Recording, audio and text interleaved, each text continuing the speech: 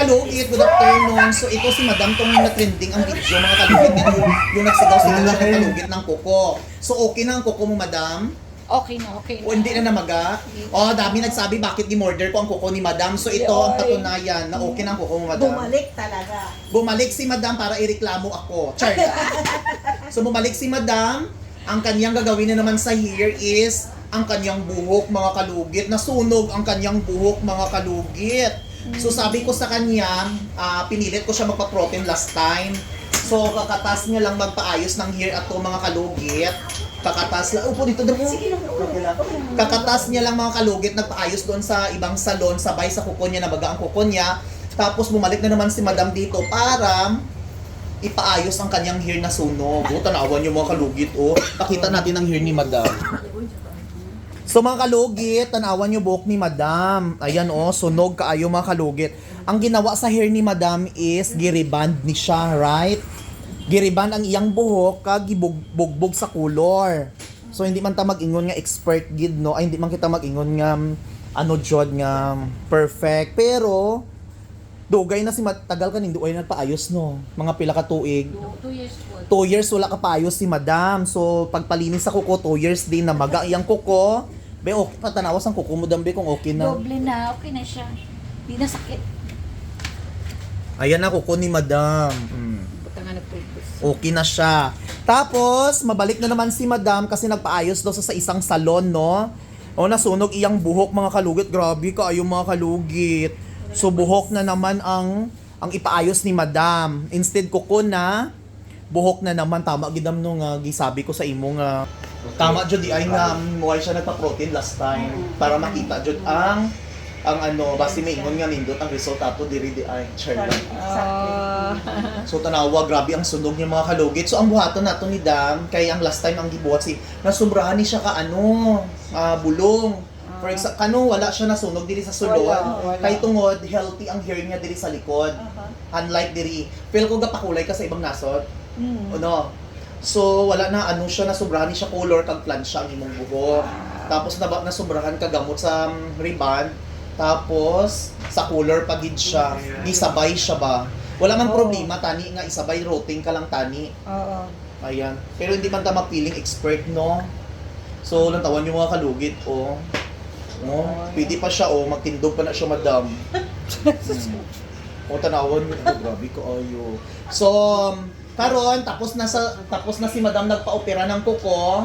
So, ngayon, buhok na naman ang ating aayusin. Okay. So, i-protein natin hair mo dam ha. So, hindi kita kasi 100% yung okay, pero buhaton natin nga ma-okay imong buhok, ha? Para at least matanggal ni uning kagkago daw, tama to di ay mo. Kaya atong last time, di ba lang ingon ko nga hapon lang, pero tiskig na dayon ang ano, ang buhok mo, di ba? Grabe, So, tapos na tayo nag-opera sa kuko ni Madam, sa buhok na naman tayo.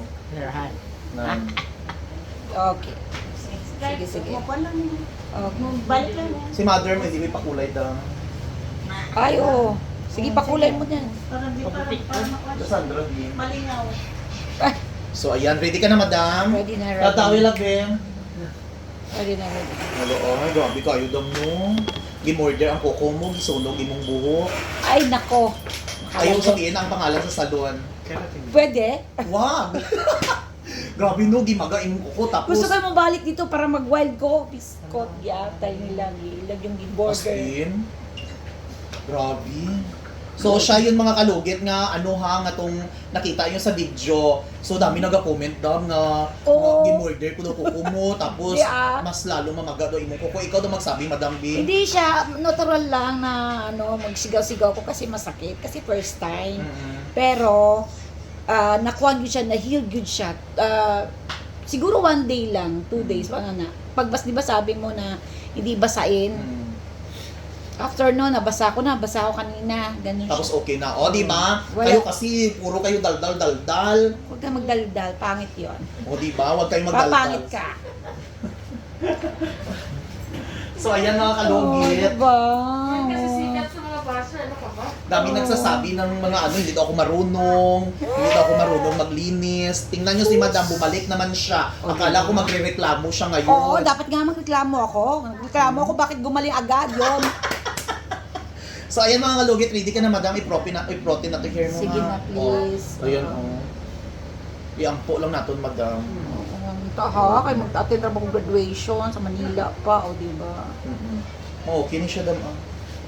So ayan, ready na. Pa-color na lang po akong mga. Oo. Yan ang nadaot yung hair.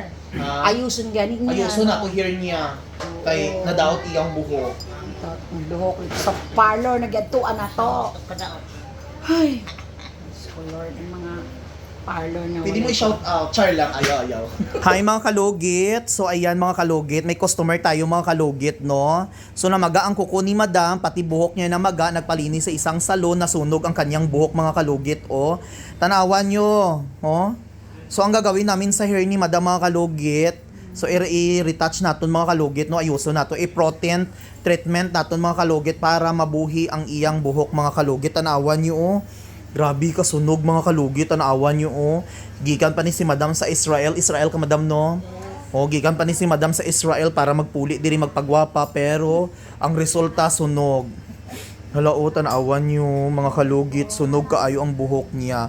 So ang buhato namon i-protein namon ang iyang hair. Luoy kay si Madam mga kalugit. Ayan oh, nagbayad og maayos tapos sunog oh, pwede pa siya magtindog oh. So ayan, tanawan niyo. So ayan mga kalugit, ipakita na to ang result sa hair ni Madam kay magulisip. Before and after. So ayan, si Madam gwapa kay from Israel, nabuhaghag na iyang buhok, di ba? So thank you. Kalugit, tapos na kami. Ayan, tingnan niyo mga kalugit, dalawang bisis namin siya gi-protein mga kalugit. Yung first is binanlawan agad namin. Tapos ikadalawa, ito na ang final mga kalugit. Naging okay na ang hair ni Madam. So binanlawan namin ang hair kanina ni Madam. So nakita namin ang result. Medyo nawala yung, Madam? Yung sunog. Parang mais. Oo, parang mais. So nabanlawan na siya mga kalugit. So dalawang bisis na namin ito gi-treatment ng protein. So ito na ang resulta mga kalugit. At least na okay na ang hair ni Madam kaysa kanina. So ayan Madam, pagbalik mo galing Israel Madam, balik diri ka magpaayos na para hindi masunog. Para hindi mamaga ang kuko mo. Para hindi masunog ang buhok mo. Lahat na. Mga kalugit, double kill. Instead uwi si Madam dito ng Pilipinas magpaganda, nasunog yung buhok at namaga ang kuko. So okay na ang kuko, okay na imong kuko no? Okay na good. Salamat. Thank you, Madam, ha. Pakita ang iyong book sa likod, love. So, ayan mga kalugit, binanlawan namin ang hair ni Madam. Madam, mga kalugit, kanina grabe itong sunog. So, ngayon, hindi gid siya as in 100% nga mga kalugit. Pero, nawala na yung niya, yung sunog mga kalugit kasi binanlawan namin, medyo na, nag-flat na siya mga kalugit. Hindi na siya buwaghag. Ayan, tingnan niyo, So, medyo malagkit pa itong mga kalugit kasi hindi namin binanlawan ang gamot. Salamat, Shirley. Oo, 5 days na siya, Madam, hindi mo siya liguan para babalik sa healthy ang imong hair. Ayan, Madam, thank you kayo, Madam, ha. Thank you sa kayo. At least ako ang transform ako. At least ako ang sa imo repair. Yes. Repair sa kuko, repair sa buhok. O, diba? Ato na mo dirita na, no? O, Diba? guwapa. Ano masasabi mo sa basher, Madam, nga sinabihan ka Ay nako, umayos More siya. bashers to ka. Umayos siya. Hindi ka lang siguro. Tignan mo nga, na may result naman, di ba? Kung walang result ba, kung babalik ka dito. O, diba? Ganda na siya. Thank you kayo, Madam. Okay, thank you very much. Kaya ingat sa biyahe sa Israel. Thank you very much. Regards ako sa... And God bless the farm. Regards ko sa mga nagagera dito. So mga kalugit, ayan, tapos na.